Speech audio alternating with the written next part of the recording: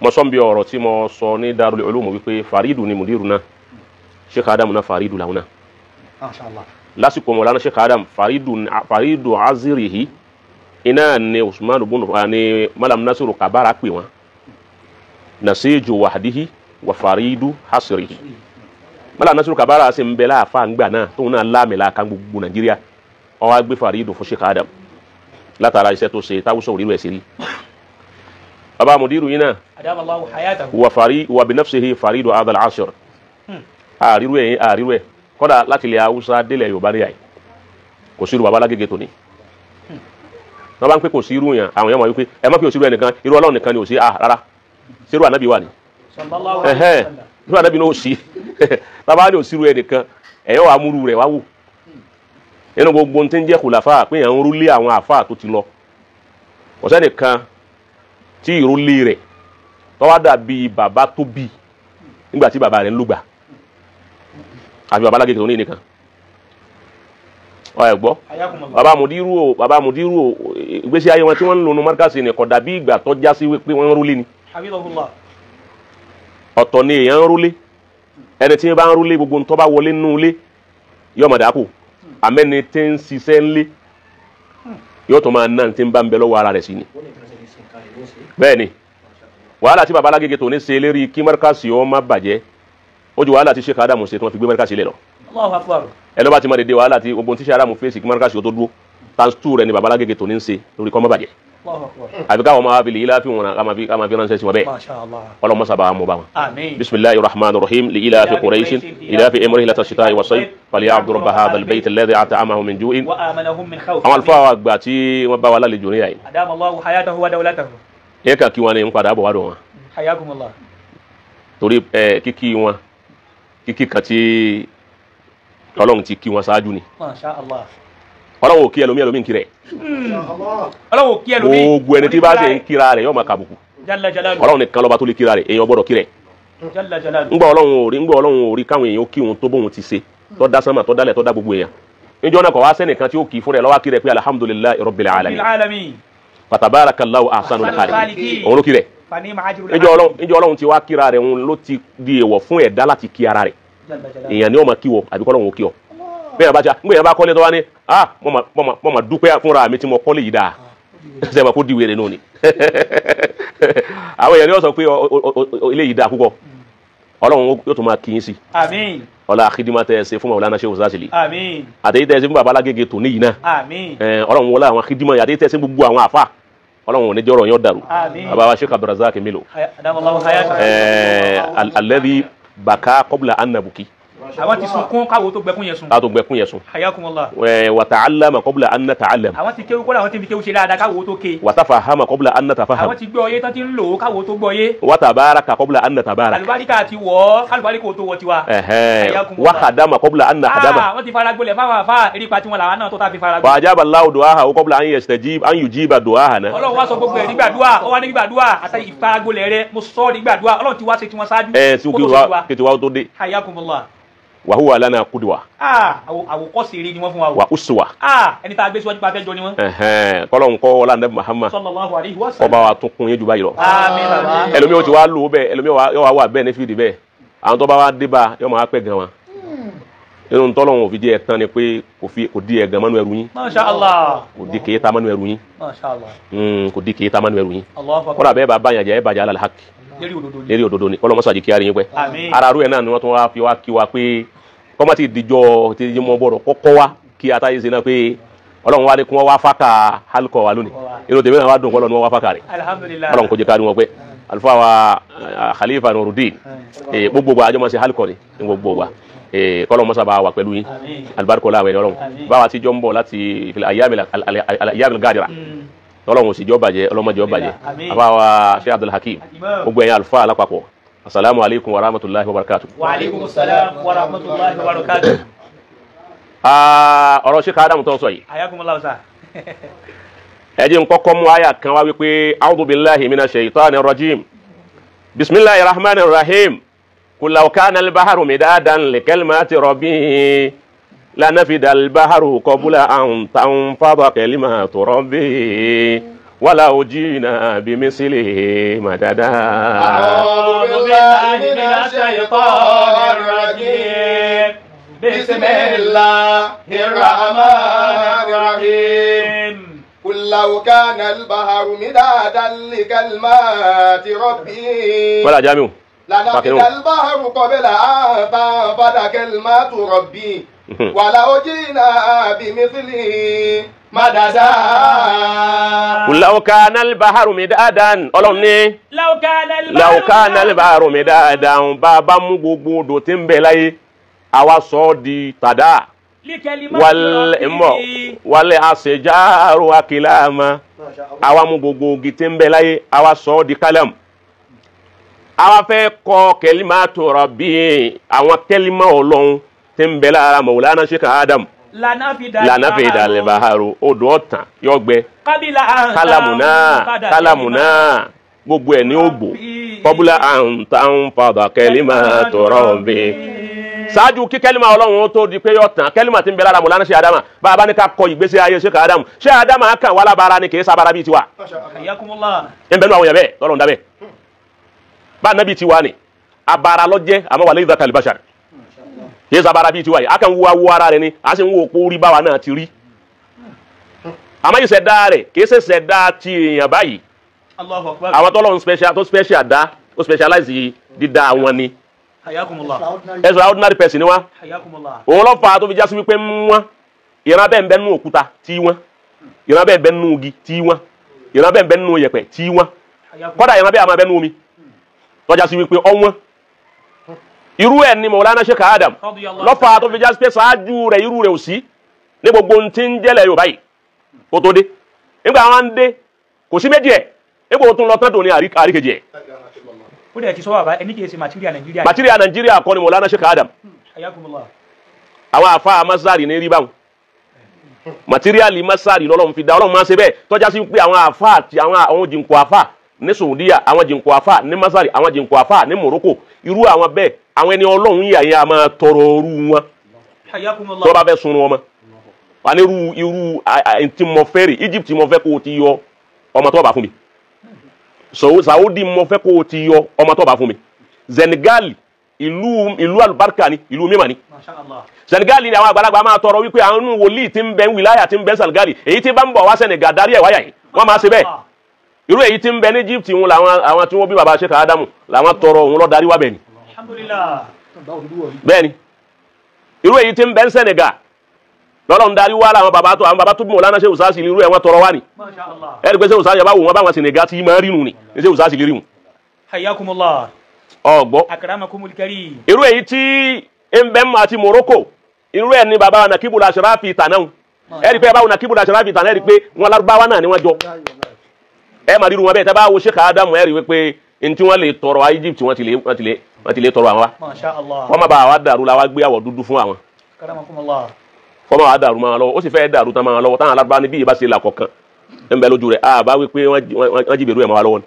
Law kana al-bahru midadan li kalimati rabbi. bàbá wa ní a máa fi odò náà kọ kalimatu rabbi àwọn kẹlímà Ọlọ́run la náà fi ìdàlẹ̀ bàhárù gbogbo odò ọ̀tàn kọ́bùlà àǹtàn fàbà kẹlímà tọrọ bí kó tó di pé kẹlímà Ọlọ́run ọ̀tàn wàlá ojú iná bí mi sílẹ̀. kọ́dà bá a tún mú wa tá a tún mú wa kò lè tán àlè rọrọ̀ Sheikh Adam sọ tán. inú ọ̀rọ̀ tí mo sọ níbẹ̀ ń jọ́nà ní Darul Ulum níjẹ̀ ẹ̀ta kọ́hún mo ní Maulana Sheikh Adam mo wá sọ kọ́dà ńgbà mo sọ tí wọ́n ń gbọ́ padà mo wá rí wípé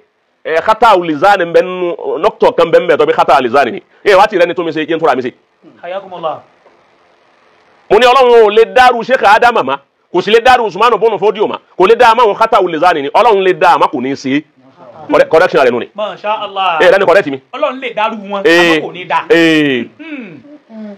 wa reni correct mo correct ara mi bo le mi fi ma wu tí n bá ṣe wá sí wa wo gbogbo ẹ̀ látòkè délẹ̀ n bá reni correct mi wa tún ra mi ṣe Ọlọ́run lè ṣe àmọ́ kò ní ṣe mọ́. Allahu Akbar. o mo wá bí ṣe mọ̀ kọ́ra náà wípé ọdún tí wọ́n bí Sheikh Usman bono fodio ọdún tó kú 1817 ló kú ọdọgọ́rùn kan tí wọ́n máa wípé ọgọ́rùn kan lónìí iná ni Usman bono fodio kú 1817 tí Usman kú 1970 tí ń pọ́gọ́rùn kan ni wọ́n bí Sheikh Adam rahimahullah. ọ̀rẹ́ díẹ̀ síra wọn. ó wá já sí wípé ìrántí Usman ibn Fodio zikiru rẹ̀ ó ti ń dàbí ìgbà tí ó ti ń dáwùlà Fòdíyà ń lọlẹ̀ ó ti yé báwọn. ẹlẹ́ẹ̀kejì àwọn ẹ̀rẹ̀ tí wọ́n fi Usman ibn Fodio la ọ̀rẹ́ ni gbọ̀n gbogbo ilẹ̀ Haúsá ẹnìkan orí ẹ̀rẹ̀ ń gbọ̀n títí 100 ọdún tí wọ́n ń pè Usman ibn Fodio ọmọ kéwu Abdulwahabi tó ní Wahabiya ni wọ́n sí Usman ibn Fodio sínú Salafi nígbà tó Wahabi lọ́kọ́ ń kéwu gbogbo ọ̀ràn Haúsá tíra àwọn ti káàkiri ilẹ̀ Lárúbáwá gbogbo ọ̀ràn Haúsá tó fi dọ́gọ́rùn ọdún ẹnìkankan orí yàn àgbà tí Sheikh Adamu dé tọ́já sí wípé òun ló fẹ́ jà dáadáa dáúlà Usman ibn Fodio ní Nàìjíríà padà ní ọ̀nà rẹ̀ lẹ́yìn 100 ọdún kan nígbà wa dé náà ẹsẹ̀ wá sí tíra alìsílámù fi Nàìjíríà wà sí Usman ibn Fodio Al-Fulani ibi tíra rẹ̀ ní wọ́n ń fa àwọn Lárúbáwá àwọn Saudiya lésì wípé Usman ibn Fodio kò kéwú lọ́dọ̀ Abdul Wahhab ti Najid ẹ̀rí sí rẹ̀ tí ò fi kéwú ń bẹ̀ àkọ́kọ́ ni pé Usman ibn Fodio kò lọ Mákàrí inú gbogbo ìwádìí rẹ̀ láwọn ṣe Usman ibn Fodio lọ Mákàrí níbo wọ́n ti parí kò sí àjìrì. Allahu Akbar. ẹlẹ́ẹ̀kejì kí Abdul Wahhab dáúlà rẹ̀ tó wà Najid kó tó bọ́ sínú Maka Najid lọ́wọ́ àti ọ̀ráyè Maka kó tó di pé ọ̀ráyè Maka Usman ibn Fodio ti parí iṣẹ́ òun ti lọ. tí Adamu ní bọ́ ẹwà mo á fi méjì hàn àwọn Lárúbáwá nígbà bí wọ́n ti wá parí àwọn Lárúbáwá ní ajẹ́pá àwọn tọ́kọ̀ tán lẹ̀ mistake ni wọ́n ṣe o.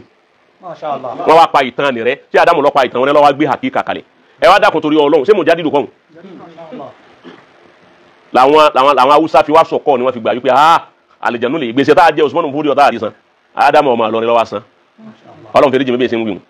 bá a ti ń dákọ̀ wọn. tọ́wá rí wípé ìjọ sí Adamu ti wá lọ nísìn Naam. tálẹ̀ wá rí tẹ́lẹ̀ wípé ó fẹ́ dàbẹ́ títí dòní ètò mo fi ní kò lè sí mọ́ òun ni wípé kọ́lọ́hún ò ní í ṣe é mọ́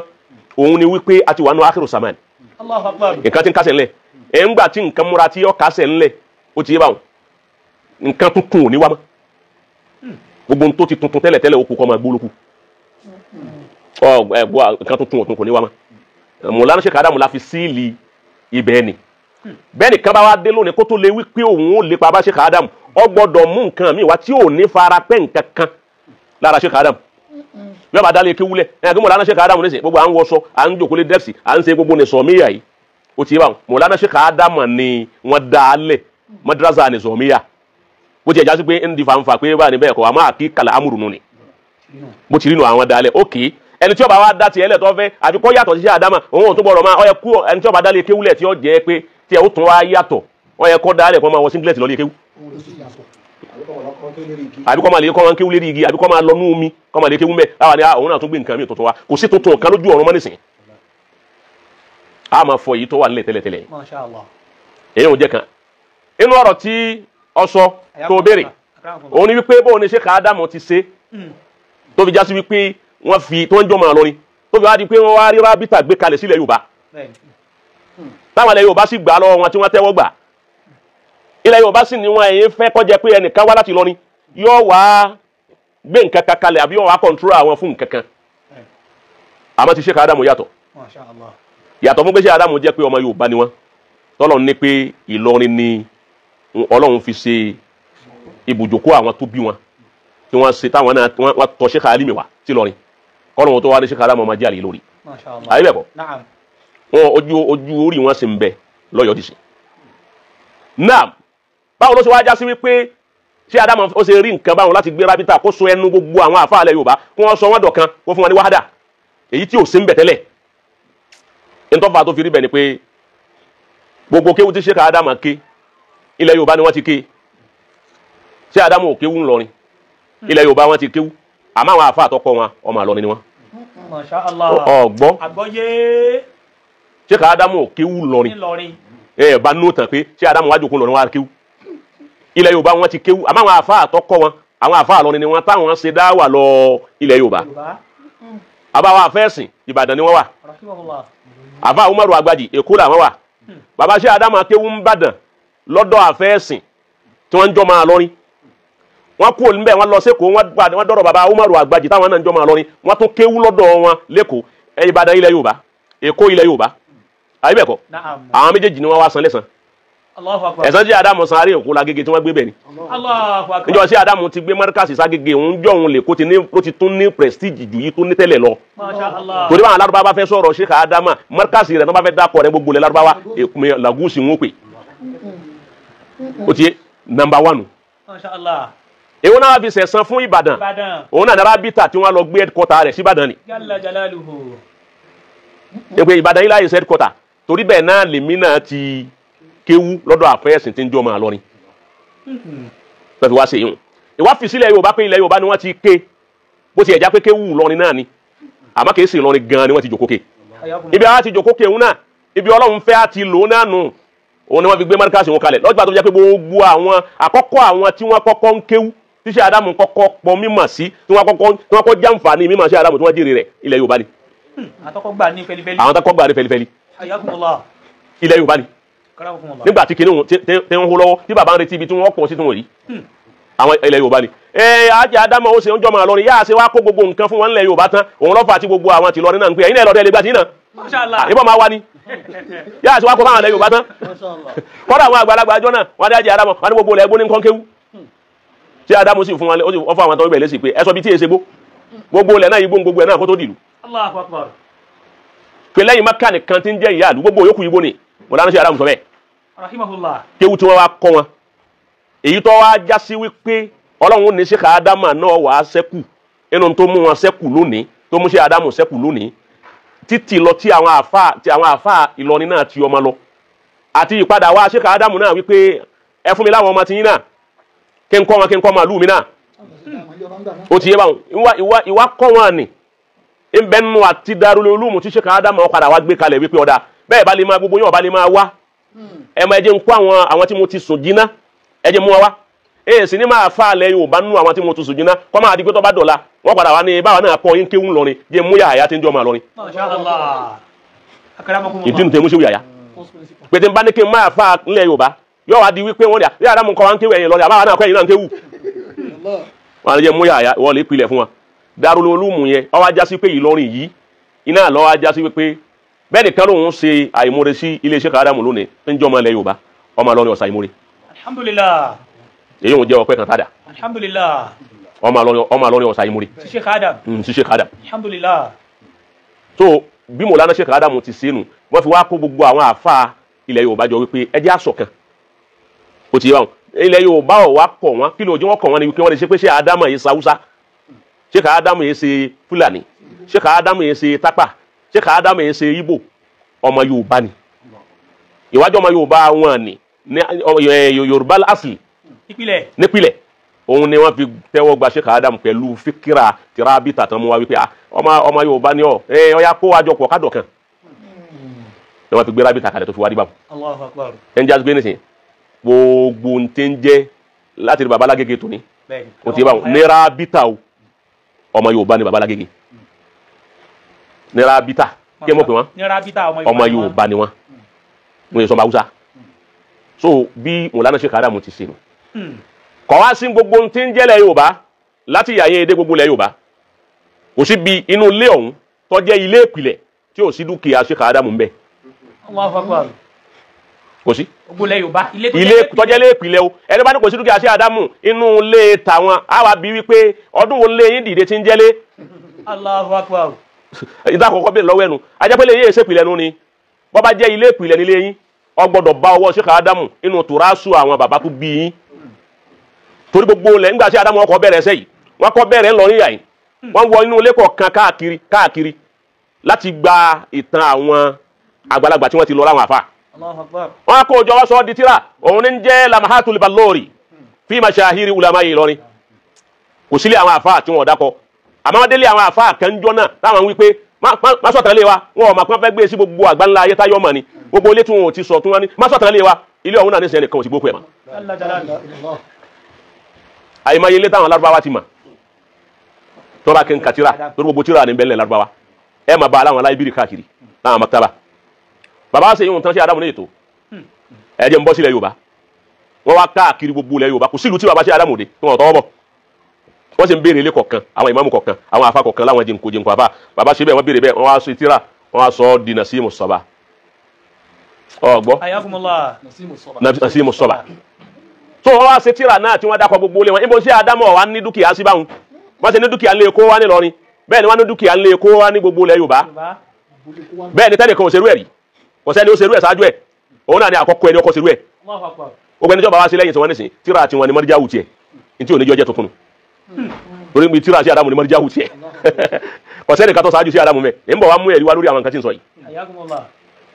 tó wọ́n ṣe bẹ́ẹ̀ ńlẹ̀ Yorùbá àwọn làkọ́kọ́ wọ́n ṣe bẹ́ẹ̀ ńlọ níyà yìí àwọn làkọ́kọ́ torí àfáàgbà kòkòrò táwọn ṣe akhbarul qurun ó ti bá wọn fi umara abiladi Ìlọrin àwọn ọba nìkan làfáàgbà kòkòrò ni wọ́n dákọ àwọn ọba wọn ò dákọ àwọn àfáà Sheikh Adamu wa gbé ti àfáàgbà kòkòrò wa tó ti fẹ́ dàbí ìgbà tí ń ti ń lọ nù zijilu nisiyad ó ti fẹ́ di tí wọ́n gbàgbé Sheikh Adamu wa lọ lé àfáàgbà kòkòrò ẹ mú turasu bàbá àgbà wa mo fẹ́ sọ di ti gbogbo ilẹ̀ Lárúbáwá mọ̀ wípé àwọn àfáà tí wọ́n ti lọ nílọrin lánàá ní sẹ́ńtírù ẹ̀yọ̀ kan àwọn tó tó àwọn àfáà ilẹ̀ Lárúbáwá ń bẹ ńbẹ̀ wọ́n fẹ́ wọ́n mọ̀ tó tún jù wá lọ ni wọ́n fi wá gbé tíra rẹ̀ wá wọ́n sọ di ìlókọ rẹ̀ àwọn ẹsẹ̀ wa fi tàwọn àfáà lọrin kún tẹ́nìkan ọ̀sọ̀ tán àwọn àfáà lọrin ṣáájú wọn. ọgbọ́ bàbá ṣe yíwò tán bàbá mi lò ń gbà wọn parí èyíwò tán ni bàbá wa ní ké tán mo ti ṣe tilẹ̀ Yorùbá mo ṣe ti lọrin mo á fẹ́ pa gbogbo ilẹ̀ Haúsá pọ̀ gbogbo ilẹ̀ Haúsá yé pàápọ̀ mọ́ Yorùbá àti gbogbo ntí okun ó tún kù tilẹ̀ Haúsá ni wọ́n fi wá sí alìsílámù fi Nàìjíríà alìsílámù fi Nàìjíríà látara àníyàn tí Sheikh Adamu ní wọ́n sí alìsílámù fi Nàìjíríà ní 1950 nígbà ni wọ́n gbé jáde markasi gan ò tí de wọ́n kọ́ ọdún méjì tí markasi ó de ní Sheikh Adamu sí alìsílámù fi Nàìjíríà ìwásí alìsílámù fi Nàìjíríà ni tíra àwọn òun lọ́wọ́ star Sheikh Adamu Allahu Akbar ibi tíra àwọn ni bàbá ti ní star òun ló polongo wọn wọn ò fowó ra yìí bàbá ò fowó rọ láwọn ò sì fowó ra yìí tó nígbà náà kò sówó kò sí nǹkan kan àmọ́ tíra rẹ̀ lọ́wọ́ afọ àwọn jáde ni wọ́n fi di àfa àgbà Nàìjíríà gbogbo ìgbà tí wọ́n ṣe alìsílámù fi Nàìjíríà tá à ń wí Mọ̀lánà Sheikh Adamu èpò 40 ọdún wọ́n èpò 40 ọdún níjọ náà kó oyè èjì rẹ̀ lónìí ẹni ó ti lé láàdọ́ta ẹni tí wọ́n gọ́ta lọ ẹni ó ti pọ́ gọ́ta ẹ̀yìn jẹ́ ìwọ ti rí nǹkan tí Sheikh Adamu ṣe láyè tí ìpò 40 ọdún yìí tó ti rí ṣe láàdọ́ta rẹ̀ lẹ́gbẹ̀ẹ́ máa wípé wọ́n yàtọ̀ sí wa tíra àwọn lọ́wọ́ mú bàbá di ẹni àyà ń gbọ́ wá rí báyìí jẹ́ ń wá dá ilé kéwú lẹ̀ kí n fi mọ̀ mi ṣe sàárà fáwọn èèyàn sàárà ni Sheikh Adamu fi kéwú ṣe ló jẹ́ wọ́n sẹ́kù ọ̀ ta kéwú bàbá ọ̀tá wọ́n fi kéwú ṣe sàárà ni ẹ wá gba sàárà lọ́wọ́ di ń tọ́ dàrú nìyí alhamdulillah bí Sheikh Adamu ti ṣe nǹkan wọn. àmọ́ àníyàn lọ ṣáájú ẹ̀ àníyàn pé ìfẹ́ káwọn àfáà tí wọ́n lọ lọrin ìfẹ́ kí wọ́n parẹ́ wọ́n fẹ́ jìnnà sí wọn sínú tíra ìfẹ́ káwọn àfáà ilẹ̀ Yorùbá parẹ́ wọ́n fẹ́ jìnnà sí wọn sínú tíra ìfẹ́ kí àwọn àfáà Nàìjíríà ó parẹ́ àtà àwọn àfáà Haúsá kọ́dà bàbá tó fò wọ́n tó fò sí Ghana wọ́n fò sí Mali wọ́n fò sí Abidjan wọ́n fò sí Senegal wọ́n fò sí Kútọ́nù gbogbo bẹ́ẹ̀ ni bàbá tó fò sí láti máa dákọ̀ ìrántí àwọn ẹni ìhun ẹ dákun torí Ọlọ́run ẹni tí ń jí ìrántí àwọn òkú tó ti kú tí ìrántí tiẹ̀ náà wá kú kẹ́ni kan wá nígbà náà wípé òun fẹ́ kí ilé kéwù bàbá òun láyé ṣe márkàsì òun fẹ́ ó dìtàn tí ọ̀dà ó lè dìtàn tí ọ̀dà torí Sheikh Adamu ọ̀sọ́ ayé àwọn àfáà tí wọ́n ti lọ kó tó dé ọ̀sọ́ wọn dìtàn tí ọ̀dà. bàbá ọ̀rajà arú èyí hùn òun ni wọ́n fi ń lé márkàsì dòní tí wọ́n fi bá wọn ò sì lè bá. so o gẹ́tì bẹ́ẹ̀ bí ọ̀rọ̀ Mọ̀lánà Sheikh Adamu ti wá nínú ni bàbá tó wá ṣe nǹkan kan lẹ́yìn ìgbà tí wọ́n bẹ̀rẹ̀ sí kọ́ àwọn ọmọ ń kéwú tán bọ́sọ́ ń gbé bàbá ń pè markasi òfurudí kàrúhì àyíbẹ̀kọ́ ńgbà bàbá wíbẹ̀ tán tán láwọn fi ẹ̀mí àwọn ya markasi báwọn bá tún kú gan ẹ̀mí àwọn ó sì máa wà ń bẹ̀ kọ́ má tẹ̀lé àwọn lọ wọ́n sọ pé ẹ̀mí mi má tẹ̀lé mi lọ tí ń bá lọ bọ́ọ̀dì mi ni kọ́ lọ ẹ̀mí mi ò gbọ́dọ̀ tẹ̀lé mi ẹ̀mí wọn ò sì tẹ̀lé wọn lọ. ńgbà àwọn wíbẹ̀ tán bàbá tó wá bẹ̀rẹ̀ pé látara ìfẹ́ tí wọ́n ní sí markasi ni bàbá tó wá ní markasi kunta antal muna markasi ji'tana bil huda wa zana kaumana min ama khalizan kaumana min rada tahtaku lil hima zirbina lirruki wal ula لا للسماء بالعلوم والنظام والعمل للزمان وسيله كيو àwọn tí ó bá markasi ma wájú la ma ba wallahi wájú la ma ba farabalẹ̀ afa wallahi wájú la ma ba abu kan ata nǹkankan àmọ́ wallahi bọ́lọ̀ ti ṣe Sheikh Adamu ni. àbúlé kéwù mi àfẹnu yẹpẹrẹ rárá o kó wá náà ló tóbi ló sì dáa. kódà kábùkù bá fà mí. wàláhì àbámọ́ríkàsì wájú ni ó máa wà. torí wípé ní tí Sheikh Adamu ti kọ́kọ́ sí lákọ̀ọ́kọ́ ni pé òun ju ẹ̀mí mọ́fẹ̀mí mi yá ọ táǹfẹ̀mí rẹ̀ yálé kéwẹ̀rì. Allahu Akbar. kí Sheikh Adamu tó dé. ọwọ́ àṣẹ bẹ̀ tán wá ń pé ẹwu ìfẹ́ tó ní sílé kéwù rẹ̀ ni wọ́n ń pè ẹwu nǹkan markasi ẹwu nísìbà yẹn. markasi. markasu mi tí mo ní mo ti bùn lẹ́mìí mi ẹ̀mẹ́ta wọ́n pè markazi ẹ̀mẹ́ta ká pé yàn tí yàn fi gbọ́ ni alẹ́ ló mọ̀ pé ọ́ alẹ́ mẹ́ta bàbá ní kúnta antalimuna markazi wẹ́n kúnta antalimuna mo fẹ́ lówó ìní ìfẹ́ mo fẹ́ lọ́lá ìfẹ́ mo fẹ́ kí wọ́n máa fẹ́ ajé àdámà níbọ̀ ìfẹ́ mo fẹ́ iyì ìfẹ́ gbogbo nǹkan ìfẹ́ ìwọ gẹ́gẹ́ ní ń fẹ́ antalimuna ìwọ gẹ́gẹ́ ní ń fẹ́ ìfowó bàbá ti sọ́rí pàwọn òfowó bàbá tó ní kọ́nà ọmọ bùnmi lówó ìwọ gẹ́gẹ́ ní ń fẹ́ ìwọ markazi ẹ̀wọ̀n nǹkan antalimuna gbogbo tí pé ń rò láyé ń rò nǹkan kan mọ́ ìwọ yìí gẹ́gẹ́ ní ń rò jìtànà bil huda wàzànà òwò ló gbé ọ̀nà àmà wá fáyé wàzànà àtàwọn nǹkan táyé ọmọ àrí tí wọ́n máa wípé eléyìí dá ìwọ ló gbé wá kàwùmánà àǹkíza kàwùmánà min àmà gbogbo tí ń jẹ́ ìran kí là ń pè àìrí nàrí nǹkan kójú yẹn ó dúdú kọ́ máa rí nàtírà gbogbo ẹni wọ́n bá ti wọnú rẹ̀ kéwú máa sífàtì òfin kójú rẹ̀ ó gùn kọ́ máa rí tíra jẹ́gbẹ́ rẹ̀ lọ. èwo ni bọ́ọ̀lù ọlọ́run kàlẹ́dọ̀n kàwùmánà min rada kàlẹ́dọ̀n kàwùmánà min rada gbogbo ẹni wọ́n bá ti wọnú rẹ̀ kéwú gbogbo rọ̀dá àwọn àgbákò tí bá ní tí wọ́n fi wípé lágbájá kan kéwú ní kọ̀sálù bárkà lára rẹ̀ yọ́kù lára tiwọn gbogbo ẹni wọ́n bá ti kéwú nù rẹ̀ wọ́n sì máa dèèyàn ta ló kéwú mẹ́ríkàsì lójú lọ́wọ́ Sheikh Adamu tí ó dèèyàn ta ló tún wá ké lọ́wọ́ bàbá tòní tí ó dèèyàn. wahmina tahta kullil hima. bàbá wa ní wahmina tahta kullil hima ọgbà rẹ̀ hima rẹ̀ yẹn tún gbé wa síbẹ̀ gbogbo àwọn èèyàn máa bá wa jagun torí rẹ̀ torí ìwọ mẹ́ríkàsì àwọn èèyàn máa bá wa jà nítorí rẹ̀ ó ti yé báwọn bàbá ti rọ́ọ̀lá kalẹ̀ ó ti yé báwọn gbogbo ẹni tí bá wọn bá wa jà ni ìwọ sá gbé wa sábẹ́ himaya Ọlọ́run gbé wa sábẹ́ rẹ̀ má jẹ́ pé ẹnì kankan ká wa. Sirbina lirruqi wal ula. Sirbina lirruqi ẹ̀wọ̀n kan Sheikh Adamu ní wa markasi sirbina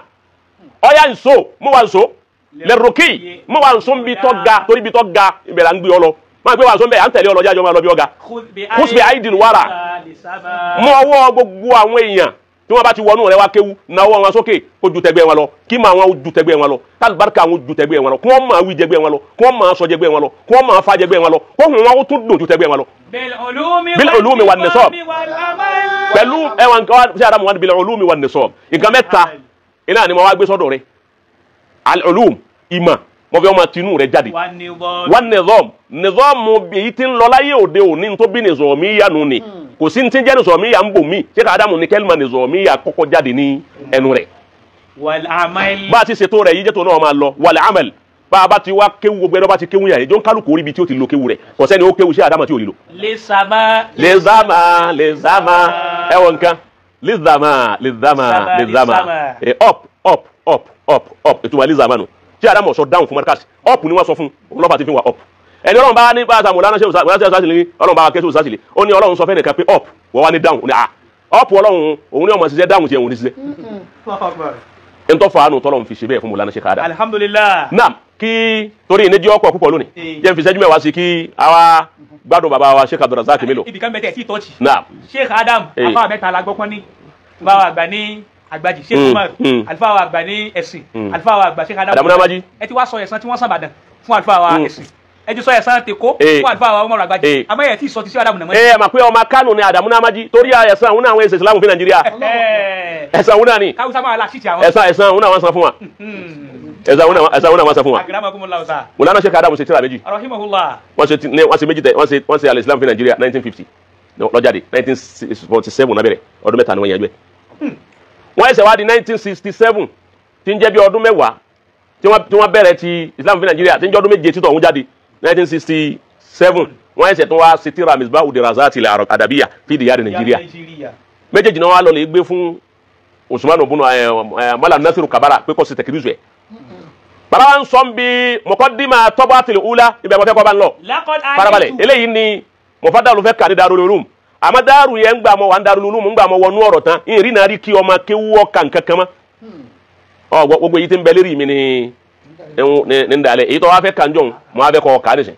gẹ́gẹ́ bí pé wọ́n lọ fẹ́ kànjọ́ náà. laqad alaytu ala nafsi. Mọ̀lánà Sheikh Adamu bi tọ́pọ̀ Misbahu Dirasati al-Adabiyya tí Mọ̀lánà Sheikh Adamu sí tí wọ́n gbé fún Malam Nasiru Kabara pé kó wù kọ́ rọ́jà rẹ̀ kó sì ti tẹ̀kìlú sẹ̀ kó sọ̀rọ̀ lórí ẹ̀ tó sì sọ̀rọ̀ tó ní eléyìí ọkọjá ń táwọ̀ ọmọ Haúsá gan-an ọkọjá ń táwì àwọn ibi tá a tún rí nàrí wọ́n tó ọjọ́ ọmọ Yorùbá rí nàrí. bàbá Sheikh Adamu wa ń sọ bí mọ̀kọ́dìmà rẹ̀ ń jọ́nà wípé laqad alaytu ala nafsi Sheikh Adamu ni mo ti bá ara mi dá májẹ̀mú. منذ ألزمت أفكاري البحث عن تاريخ هذه البلاد بعد رحلتي العلمية الأولى. Sheikh Adamu ní láti gbà tí mo ti fi làákàyè mi mo ti jó bísì láti máa fi wádìí ìtàn ìlú mi Nàìjíríà ilẹ̀ Yorùbá Haúsá Ìgbò gbogbo ẹ̀ níjọ́ mo ti ní torí orin iṣẹ́ Adamu máa kọ tẹ́lẹ̀ orin ni wọ́n láìkì jù tẹ́lẹ̀ òun lẹ́fì rí àwọn ọwọ́ wọn kọ̀ọ̀kan ẹ bá wọnú àwọn orin wọn náà ẹ rí pé àwọn àwọn wọn gan àwọn orin tí ẹnìkan ò tí ì lérú ẹ̀ bá ọwọ́ orin wọn yẹn tẹ bá fẹ́ mọ bí Sheikh Adamu ti rí bí orin ọwọ́ orin Sheikh Adamu yẹn òun ni Professor Isa Alabiri ni wọ́n mú ọwọ́ orin Sheikh Adamu làwọn mú tó fi di Amiru Shuara ẹni tó kàn mú ọwọ́ orin Sheikh Adamu pé bí Sheikh Adamu ti ń kọrin mo fẹ́ máa kọ́ bẹ́ẹ̀ ó sì di Amiru Shuara ní gbogbo Áfíríkà lónìí gẹ́gẹ́ bí Áfíríkà ẹni tó kàn mú ọwọ́ pé mo fẹ́ kọrin bí Sheikh Adamu òun ló di Amiru Shuara yìí lásìkò tí wáyé so Sheikh Adamu orin wọ́n fẹ́ràn orin kíkọ dáadáa tẹ́lẹ̀ àmọ́ gbà wọn lọlẹ̀ Lárúbáwá táwọn ya wá ń béèrè lọ́wọ́ wọn yìí tó fà á ní tó fi di kí wọ́n ṣe gbogbo àwọn tíra àtàzọ yìí àwọn Lárúbáwá ń béèrè pé ọmọ Nàìjíríà náà bóun Islam ti rí lu ti ń bẹ̀ ni Sheikh Adamu ní padà wá ń bọ̀ bàbá ní yí padà wá èsì yí padà wọ́ òun ni bàbá fi wá bẹ̀rẹ̀ sí ṣe gbogbo tíra yìí bàbá wá ń sẹ́ndì ẹ̀ sí wọn láti máa fi fọ èsì fún wọn ni bàbá fi wá kú lọ́ndà à ń kọrin ló fi wá di ọ̀dà tàríkh ló fi wá di muwarrikh tí bàbá wa àgbáyé pè wọ́n bẹ́ẹ̀ muwarrikh fil Islam bàbá wa ní láti gbà náà 1946 ni bàbá kọ́kọ́ lọ Masari àkọ́kọ́ wọ́n sì dé padà ní 1947 nígbà tí wọ́n láwọn ò rí nǹkan kan bẹ̀ má tó special àwọn padà lọ́dún náà kò sí ní tẹ́yìn yọkọ̀ mi mọ́ wọ́n wá nígbà mọ́ wá déhùn jẹ́ wọ́n wá bẹ̀rẹ̀ sí ṣiṣẹ́ wọ́n nígbà náà làwọn ti bẹ̀rẹ̀ sí ní kọ ìtàn. Allah ahaba kinna mugila kọ́ yìí. Tí Adamu aláwọn ò ní bẹ̀rù lẹ̀kùn kan tó ti tì. La yudra ma fihi min al-mazaya. Báwọn èèyàn ò sì mọ àwọn nǹkan tí ń bẹ ń bẹ nú àwọn nǹkan ìròrí tọ́lá àlùbáríkà tó sì dáa. Wa thaqafiyya. Àtàwọn nǹkan ọ̀làjú tí ń bẹ nú léhùn lẹ̀kùn rẹ̀ ti wá tì. Illa qara'tu baba dhalika. Sheikh Adamu ní àbí kí n kan lẹ̀kùn náà ilé tí ń bá ti rí wípé góòdì ń bẹ ń bẹ lánàá ń bọ̀ farabalẹ̀ góòdì ń bẹ ń bẹ lánàá àmọ́ àwọn tí ń bẹ ń bẹ wọn ò mọ iye góòdì tí ń bẹ lọ́wọ́ àwọn bàbá wọn ẹ wàá wọ ọbẹ̀ lọ lè gbà pé kí làwọn bàbá yín fi lẹ́nu góòdì tó bá wá gbà ẹ wàá wò ẹ wàá ṣe research lórí ẹ. li ifarati al-afkari hawlahu. láti mú àwọn ìfikiri jáde kú ń bẹ̀.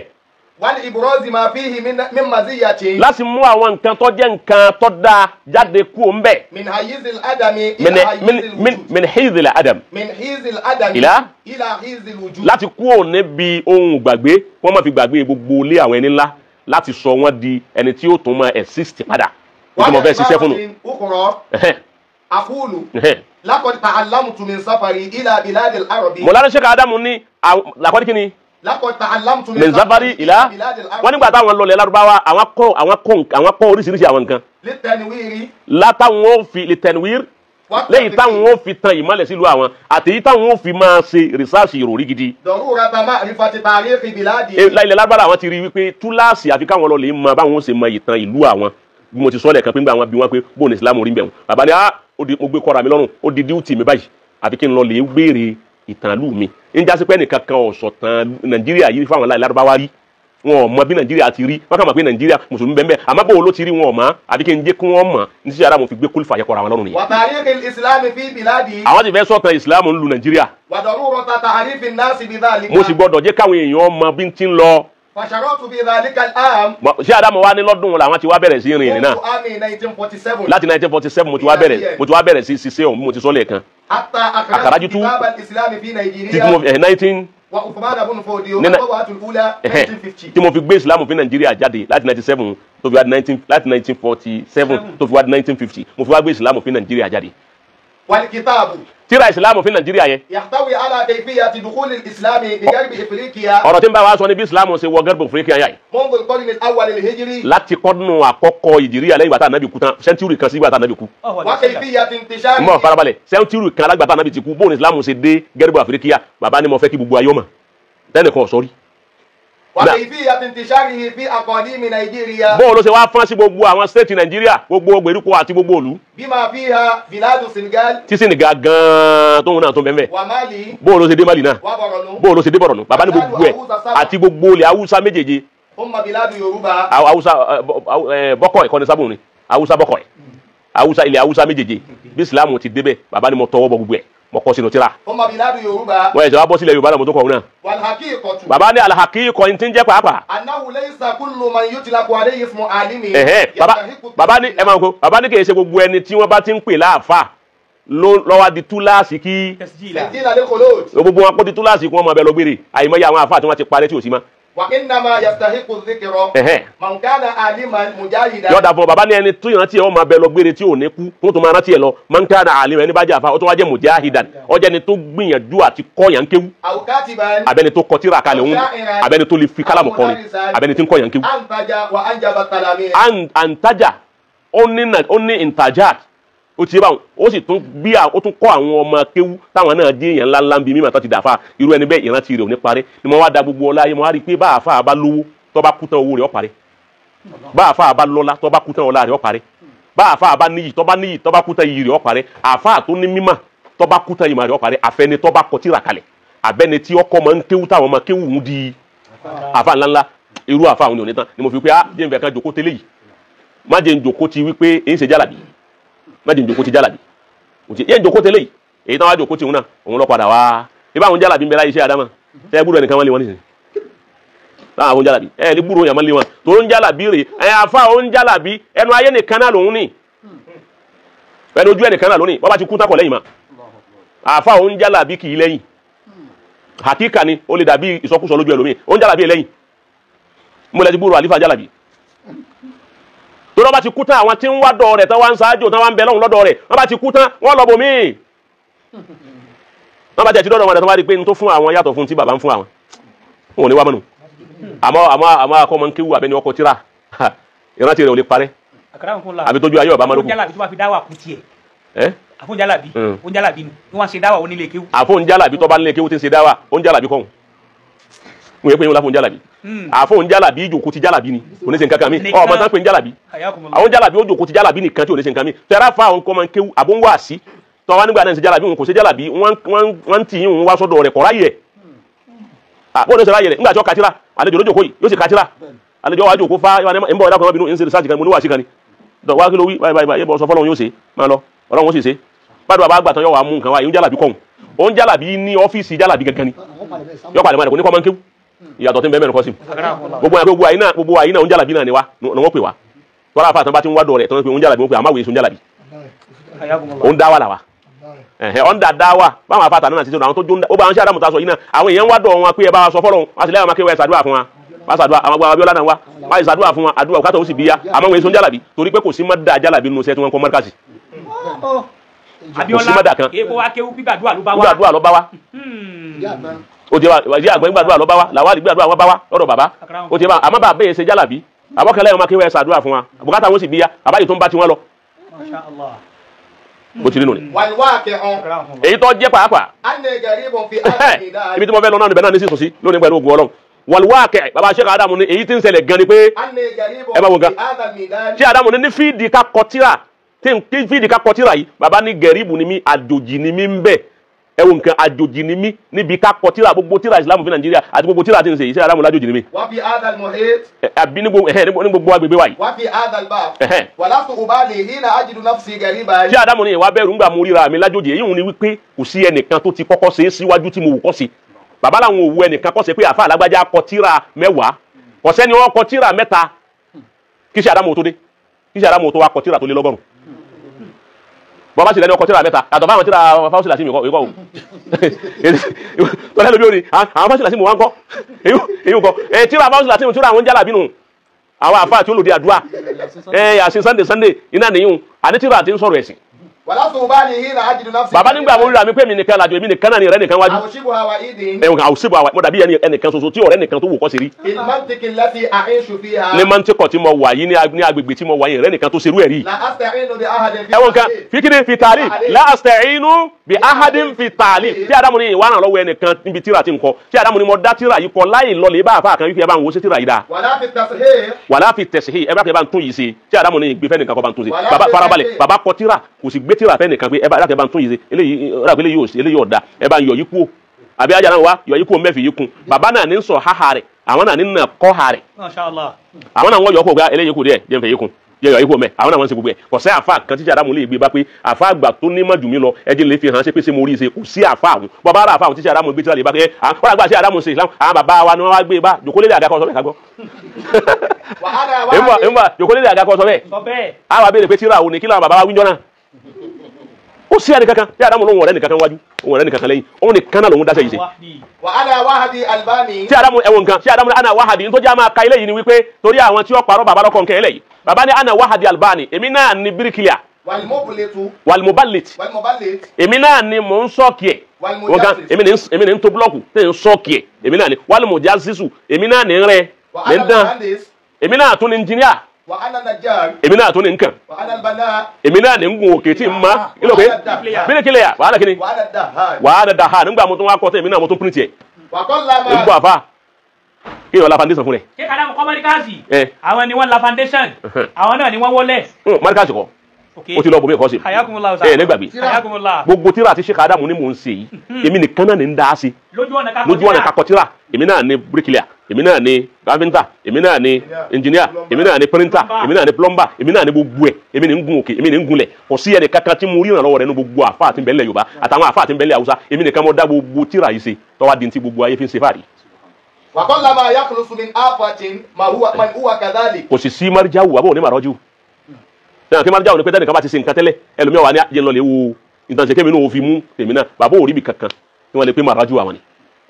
وقلما يخلص من آفة من هو كذلك. tí Ádámù ló kéré ń bi kí ẹni tó bá gbà báyìí tó kóhun náà ní pàmò òun ní tíyẹ̀kì òun ní kankan ó kéré kó tó ọmọ kó balẹ̀. ولكني يكفيني أني حاولت فتح الباب. ẹ̀wọ̀n nǹkan nítorí ṣe Ádámù sọ̀rọ̀ yìí ń táwọn sọ yìí rí bẹ́ẹ̀ pé ó kéré kẹ́ni tí ń ṣe gbogbo wàhálà yìí òun náà lọ́mọ òun náà ní kíní wọ́n kọ tíra wọ́n kọ mọ́ nkéwú wọ́n ṣe wáàsí wọ́n ṣe hútúbà gbogbo ẹ̀ erésì ní hútúbà gbogbo nǹkan ni ṣe Ádámù ló kéré kí ẹni tí ń bá ń ṣe irú èyí kọ́ mọ́ padà ní pọ́blẹ́mù àárẹ̀ àlàáfíà òun ló padà fa pọ́blẹ́mù àlàáfíà fún Sheikh Adamu. ولكني farabalẹ̀ ó ti bá wọn àárẹ̀ tọrẹ bàbá àṣàṣíkọ́ wàhálà ni ìsàdé àṣàṣì wọ́n ti fẹ́ pa wọ́n kí wọ́n tó kógójì ọdún tó wọ́n wọn pa náà fi wá di 75 years. báàbù wàhálà ni Sheikh Adamu ní ó yẹ kí wọ́n kànú bàbá mi kìíní yìí bàbá ní àmọ́ pọ̀ bàbá ní tọ́ but ó tó mi wípé torí pé mo ṣílẹ̀kùn kalẹ̀ káwọn míì tí wọ́n bá fẹ́ dàbí mi táwọn náà fẹ́ wọnú àpọ̀tíra mo ti ṣílẹ̀kùn lẹ̀ fún wọn mo ti rolẹ̀ fún wọn mo ti ṣe gbogbo nǹkan lẹ̀ fún wọn ẹnu káwọn wọlé kí wọ́n máa gbénu lélùkù farabalẹ̀ òun lọ́wọ́ àfàtì gbogbo olùkọ́ tíra fi wá pọ̀ lónìí bàbá ló ṣílẹ̀kùn lẹ̀ Sheikh Adamu ló ṣílẹ̀kùn kakọ tíra lẹ̀ fún gbogbo ẹni tí bá ń kọ tíra ní gbogbo àyè káyè tírú ẹni bẹ́ẹ̀ bá ti kéwú bàbá yẹ kó bá mú kálámù tó kọ tíra lẹ̀kùn Sheikh Adamu lọ gbà wọlé bàbá sọ yìí bàbá ni mo ṣílẹ̀kùn lẹ̀ fún gbogbo ẹni tó bá kù lẹ́yìn mi tóun náà fẹ́ kọ tíra mo ti ṣílẹ̀kùn lẹ̀ fún yín ẹ má bọ̀ ẹ wọlé bóun láti wá kọ tíra tó ní lọ́dọ̀ Sheikh Adamu ẹ máa bàbá Sheikh Adamu gbogbo eléyìí ìròyìn ni Sheikh Adamu láti 40 ẹ̀wọ̀n nǹkan 40 farabalẹ̀ láti 40 iná ni gbogbo eléyìí ti bẹ̀rẹ̀ 1940 ń sì ní Sheikh Adamu kò ń èrò kẹ́tì pé 35 years ní 40 والخمسينيات ó fi dé 50 ó fi dé 60 farabalẹ̀ títí dé 60 ń làwọn míì náà tó ṣẹ̀ṣẹ̀ wá ń wọlé wá láti 40 50 sí 60 Sheikh Adamu rẹ̀ nìkan àwọn nìkan náà ni wọ́n ń kọtíra fáfá akẹ́kọ̀ọ́ kọtíra àti 60 sí táwọn ọmọ kéwọn wá dìde gbogbo àwọn ṣéwùsù glóòlù àti gbogbo wọn táwọn bẹ̀rẹ̀ sí kọtíra ní kó wá náà wá wò pé kí ló ṣubú tàwa náà àwọn náà gbọ́dọ̀ mọ bí wọ́n ti kọtíra ló ń kálukú náà wá ń gbìyànjú. ńgbà àwọn bẹ̀rẹ̀ kínní yìí. àwọn ṣe tọ́ba àwùlá fún tíra Misbahu Diraza yìí. ó ń ṣe àti lọ́lọ́ àṣàtú bò wọ́n de ó ń ṣe àti jami'at tí Adamu ní àwọn wá dúpẹ́ lọ́dọ̀ Ọlọ́run wípé wọ́n ti wá dá jami'a lẹ̀ àtàwọn ilé kéwú lásìkò yìí pé 60 sínú o lẹ́yìn ìgbà táwọn ṣe gbogbo ẹ̀ tán àwọn jami'a ti wá dá ilé kéwú lẹ̀ wọ́n ti dá jami'a lẹ̀ wọ́n ti dá ilé kéwú lẹ̀ sílẹ̀ Haúsá wọ́n ti dá jami'a lẹ̀ sí gbogbo bí jami'a ti wá dé ilé kéwú ti wá káàkiri. nínú àwọn ilé Haúsá yà yí àwọn ọmọ náà wá ń dìde àwọn náà ń kọ ìtàn nípa àwọn àfà lẹ́yìn ìgbà tèmi náà ti ṣe tán àti ẹ̀kọ́ wọn gbà mo ti sílẹ̀kùnlẹ̀ fún wọn làwọn Haúsá náà wá ń dẹgbẹ́ kí ló ṣubú jà wọn ẹni tí èso ọmọ Haúsá òun ni wọ́n ń sọ ìtàn Haúsá báyìí àwọn náà fẹ́ ṣe irú ẹ̀. àkọ́kọ́ ẹni ọkọ ṣerú ẹ̀ lẹ́yìn ìgbà tí mo ṣe lá ní 60 yẹn. Dr. Ali Abubakar Ibn Qadir Madina Jọ́sì òun lọ́kọ́ dìde pé mi náà fẹ́ jọ sí Adamu lè lórí gbogbo ògbà àwọn kèsà nìkan kan lẹ Yorùbá o àwọn Haúsá lọ́kọ́ dìde o ní tíra tó máa yọ ọmọ iṣẹ́ tó máa lẹ Yorùbá ṣe ẹni tó kọ́ pé ní kọ́pì la fẹ́ jọ ọmọ Haúsá náà ní Yorùbá kẹ́kẹ́ dìde. ní Madina Bauchi Dr. Ahmadu Galadansi òun náà dìde pé mi náà fẹ́ ṣe wájú Adamu àti mi náà fẹ́ kọ́ ìtàn lù mí Jami'a Sokoto lòun wà tí Adamu tó sílẹ̀kùnlẹ̀ fún ẹ̀wọ̀n sí Jami'a o wọ́n lọ rí o àwọn tó àwọn Jami'a náà ẹsẹ̀ wá sọ jí pé ẹni tí ò lọ Jami'a lọ́wọ́ aṣáájú sẹ́yìn ẹ̀já wa náà jọ وهو الآن سفير نيجيريا ń jẹ́ ambassador Nàìjíríà في المملكة ní mamlaka Saudiya nígbà náà. الدكتور علي أبي بكر Ali Abubakar takọ́kọ́ òun Sheikh Adamu ní Ọlọ́run bá ń kẹ́ قد ذكر ẹ̀wọ̀n في kan كتابه Sheikh Adamu ní ńgbà tó fẹ́ ṣe tíra tiẹ̀ ó wá dákọ tíra mi Islam fi Nàìjíríà síbi tíra rẹ̀ wípé ti Islam fi Nàìjíríà lòun wò tóun náà fi ṣe tòun Sheikh Adamu ní ẹnu èyí tó wù náà Ọlọ́run bá ń kẹ́ torí ó lo àmánà nù ni. ضمن مراجعه dọ̀mọ́nà màrọ́díà yẹn ومصادره àti màsọ́dírù khususan فيما يتعلق بمدينة إيلوري pàápàá jùlọ èyí tó jẹ́ ọ̀rọ̀ tìlọrin tóun náà fẹ́ kọ sínú tíra tiẹ̀ àti gbogbo ilẹ̀ Yorùbá lápapọ̀ ó ní tíra Sheikh Adamu ní Muhammadu Balori àti Nasimu Sọba ó wá dákọ méjèèjì wípé tíra méjèèjì lòun wò tóun náà fi kọ tóun wò tí Adamu sì wo tíra kan lé Haúsá tí wọ́n fi sọ̀rọ̀ Haúsá ẹ wo àfọ̀dọ̀líyà tó lágbára. أما الذين أنساهم الشيطان ذكر ẹ mọ̀ Sheikh Adamu ni àmọ́ àwọn ṣètánì kọ́ bàwọn alágbé wọ́sàbò sí ni o Sheikh Adamu ni àmọ́ àwọn tí wọ́n wo tíra mi tí wọ́n fi ṣe tiwọn tí wọ́n wá tọ́lọ̀ wá tí ṣètánì wá gbà wọ́n lágbé tí òjò wọn lè dákọ̀ rẹ̀ sínú tíra pé tíra ajé Adamu mo wò tí wọ́n pa á mọ́ kí ni Sheikh Adamu wá fún wọn. وهم تنوروا به wàhùn tàná wàrú bí wọ́n sì tán náà níbi tíra mi àmọ́ gbà wọ́n parí tíra tí wọ́n tán wọ́n jàǹbá wọn ò lè kọ́ síbẹ̀ pé tíra ajé Adamu la wo. فدعائي لهم Sheikh Adamu wá sí pèlè wọn Sheikh Adamu ní àdúrà tí ń ṣe fún wọn ni pé أن يصالحنا الله وإياهم àtàwọn àti wọn kọ́lọ́ wọn sábà wá lẹ́rú وأن يغفر لنا kó sì جميعا fèrè jì wá kó fèrè jì àwọn náà pẹ̀lú àìmọ́re tí wọ́n ṣe nta ẹbí ẹ̀kọ́ ó tó báwọn náà bọ́rọ̀ Sheikh Adamu ti rí nu bàbá pọ̀ púpọ̀ a padà tún máa bá a lọ nígbà míì kí àwọn àlùfáà wa wọ́n ṣàdúrà fún wa a tún máa bá a lọ mo rò pé àwọn èèyàn wọ́n ń gbádùn Sheikh Adamu báyìí a tún padà bọ̀ wá lórí ọ̀rọ̀ Sheikh Adamu àti ìdó lórí ẹ̀ kọ́lọ́ mọ́sá bá wa kẹ́ bàbá Sheikh Adamu wala Muhammadu Rasulullah àwọn àlùfáà wa gbà wòlánà Sheikh Abdurrazak Melo àgbà ní ẹ ti ṣiṣẹ́ ẹ ń jẹ iṣẹ́ lọ́wọ́ ni Mashallah. àdúrà Maulana Sheikh Sasili ló gbà lára yín Alhamdulillah, rahimahullah. àdúrà Maulana Sheikh Sasili òun ló gbà lára yín èmi máa sọ pé gbogbo ògbà èmi máa sọ dáadáa èmi àtàfà nuru máa sọ máa ní mo burú díẹ̀ nígbà tí ń bẹ lọ́dọ̀ tí ń bẹ kéke wọ́n sì ń tì wá pé akéwú ọjọ́ bí gbà wọn múyàn lérí múyàn lọ́rùn ní mi fi ń ké nígbà náà àmọ́jọ́ tèmi gangan sọ pé mo fẹ́ kéwú yìí wù mí Maulana Sheikh Sasili ni mo rí ìgbésẹ̀ téèyàn bá kéwú ṣé báyé èèyàn ti rí láyé àfáà yìí bàbá yìí rí ṣé téèyàn bá kéwú ṣé bí gbèsè ṣé kéwú tán ní aké tá a fẹ́ ké tá à ń yọ bọ́rọ́ tá a fẹ́ ké yìí ṣé bá a bá ké ṣé bí gbèsè ayé tiwa náà ó ṣe rí rè àtìgbà náà mo jẹ́ Maulana Sheikh Sasili ṣe al-Mazalul A'la mo fi wọn ṣe mẹ́ńtọ̀ wọn bàbá náà kíbùlà sẹ́ráfì sí ń gbà wọ́n jẹ́ẹ̀jẹ̀ tó yẹ pé àwọn méjì ń lo dáwùlà tí dáwùlà ń dùn ṣé Adama náà lọ kọ́ àwọn ẹni yìí bóò lẹ́ni wá kọ́ wọ́n ṣe wá tó ń gbà táwọn rí báyìí tí bàbá náà ó ti rí ni ó mú àwa náà wá di oníkéwu àmọ́ Maulana Sheikh Sasili àwọn gangan àwọn wá ní mẹ́rẹ́ àti mo wá ń wò báyìí. lọ́pàá tó fi já sí wípé bẹ́ẹ̀ yẹn bá rí tí n bá ń sọ̀rọ̀ wọn ní àwọn rí tracy sí Sheikh Sasili nínú ọ̀rọ̀ mi padà wọn rí tracy rẹ̀ nínú nǹkan mi mo ní bẹ́ẹ̀ ni ẹni abala àjọ àjọ kí ni àjọ jù ni Sheikh Sasili kú ò láyé ó ku ọdún mẹ́ta tí èpè ọgbọ̀n ọkọ̀ ọdún mẹ́ta tí èpè ọgbọ̀n Sheikh Sasili kú ò láyé star àwọn tó wá ju tẹni tí ń lo ayé lónìí lọ ẹwọn nǹkan star àwọn sì ń tún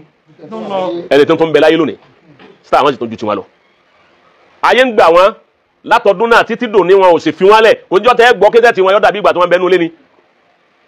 kọ́dà èmi a máa mi sábà sọ̀rọ̀ yìí ń ta èmi a máa bá wọn pàdé ó kéré jù yẹn ẹ̀ẹ̀mejì lóṣù ó kéré jù yẹn bí n bá ṣe máa rí Sheikh Sasili èmi máa rí wọn ní rí wípé wọ́n ń sayé lọ ni mi rí wọn rí pẹ́kú bẹ́ẹ̀ mi ti máa rí wọn nù ni àbádà ń sẹ̀mí rẹ̀ lọ ni inú àwọn tó wá gbà ní fúrẹ́sì ńjọ náà ẹjọ́ tí àwa ń wò wọn tí wọ́n bá lọ sí wáàsí táwọn ó geri òkè àbí táwọn àbí tójú wọ ọ̀ka táwọn máa fúnra wa níjọ náà táwọn máa nàgà táwọn máa fúnra wa pé ẹjẹ́ ń wò wọn ìjọ náà lẹ́yìn tí ń dó lẹ́yìn wọn ìjọ náà lẹ́yìn tí ń gbayì lẹ́yìn wọn inú ẹni tí a máa ń nàgà wò níjọ náà nínú ẹlẹ́wà ó ti wá alal hakika lẹ́yìn tí ń jó dodo ó ti yé níjọ tí wọ́n wálé àtàtà lọ́dọ̀ bàbá afáwọn àgbà Hasan àtàtà níjọ tí wọ́n wá bẹ̀ wọ́n máa rántí báyìí